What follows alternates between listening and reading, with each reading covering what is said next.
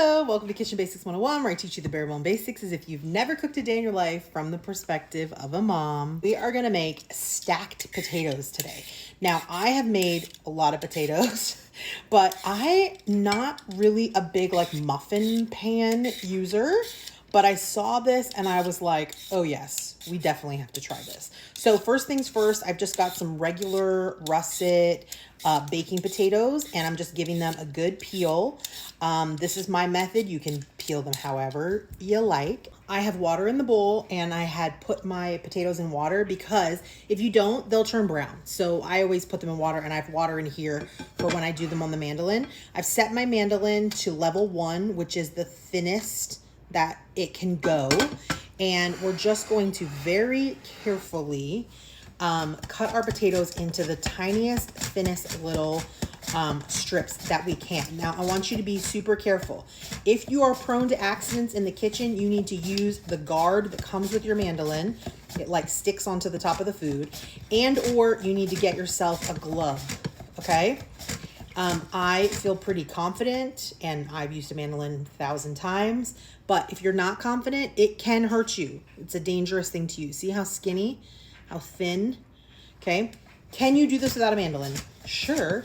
I mean, cut them as thin as you can get them, right? The thinner, the better. A mandolin just makes super quick work of doing it. Now me, I use my mandolin in the kitchen all the time. A couple times a week, I use it. So for me, it's a tool worth having. But when you're buying any tool for your kitchen, just really ask yourself, how often am I really going to use this? You know, for many years, I felt like my mixer was a waste of space because I didn't bake much, you know, down to this little nub of potato. I just want to show you the guard, okay? The thing with the guard is this. You hear that? That's the metal hitting the metal. I hate that sound, so I don't use the guard. But like I said, if you are accident prone, please, please, please, please use the guard and don't cut yourself. I just wanted to add one more thing. I'm not pressing down on this mandolin at all. And that's, I think, one of the things that people do wrong. It's not, you don't press into the blade, you just go side to side. Side to side, side to side, real easy. Okay, so if I slipped, I would be going this direction. I wouldn't be going down towards the blade. Does that make sense? Because I'm not pressing down. If you have to press down, your blade's not sharp. I've transferred the potatoes to a clean, dry bowl so that I can start mixing up all my ingredients. I'm gonna do a little olive oil. I'm on the fence. I feel like I should put some butter. And I'm gonna use Italian seasoning just for ease of seasoning. So I'm just gonna do I have quite a bit of potatoes here. So I'm gonna do maybe 2 tablespoons of Italian seasoning. I don't really measure, so I'm trying to measure for you. Salt and some pepper.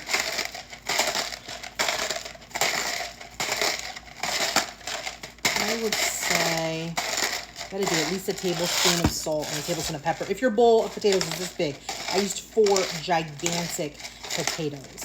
So I need to get my Mason Jar Lifestyle grinder and grind some pepper, because this is for the birds. You can put a big scoop of shredded Parmesan. You could grate your own Parmesan. I happen to have this Parmesan Pecorino that I bought at Trader Joe's. Where'd I buy my measuring cup? Oh, I put it here. That I bought at Trader Joe's that I don't want it to go bad. I want to use it. And Pecorino has really great, strong, cheesy flavor. So I'm just measuring for your benefit. This is what is this? This is a 1/2 cup. So I'm going to start with a 1/2 cup and mix it up and see what it looks like. The best tool for a job like this is definitely your hands, but you can use a spoon if you want to use a spoon.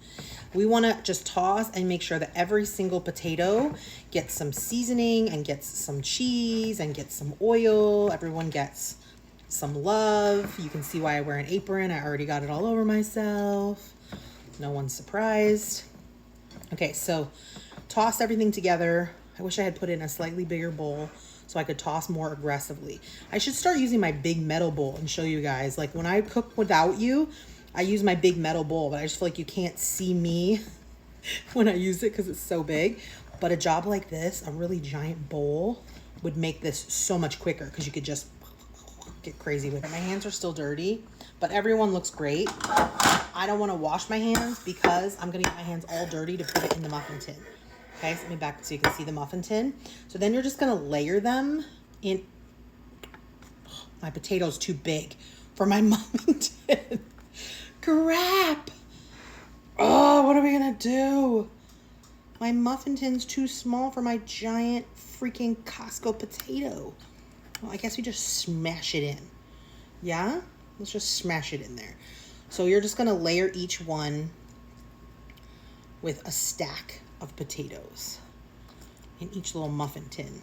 I cannot believe that my giant Costco potatoes, I don't know why I'm surprised, are too big for my muffin tins.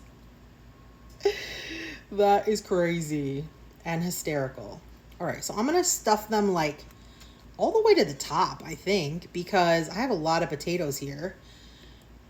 So I'm gonna stuff them all the way to the top with potato. I only used 4 potatoes, but the Costco potatoes are so giant.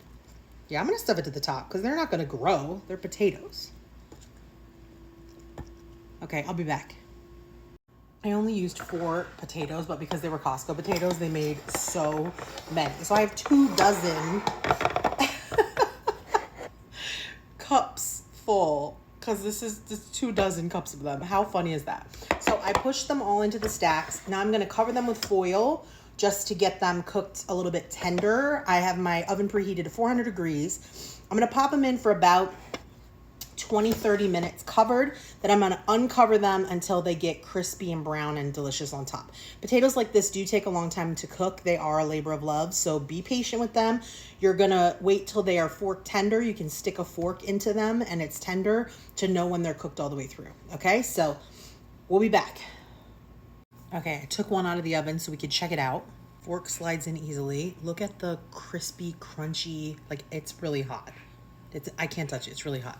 Look at the crispy, crunchy edges and then the soft, tender center. I cannot wait to taste, but I have to wait to taste because I'll burn myself. So give me a second. I'm so excited, I can't wait, but it's literally like fire. Oh. So hot. Look at this thing. There's really smoke coming off of it. Here's my notes. It's herby and delicious. It's crunchy on the outside and like light and fluffy on the inside.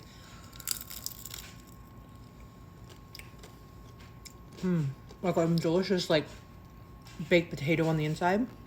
For me, not enough cheese. For me, I would like double the amount of cheese. But you see that mess I just made by blowing it? But I'm a cheese person. If you're not a cheese person, these are so delicious and delicate without the cheese. I just love cheese. Oh yeah, see for me, the extra cheese. 10 out of 10.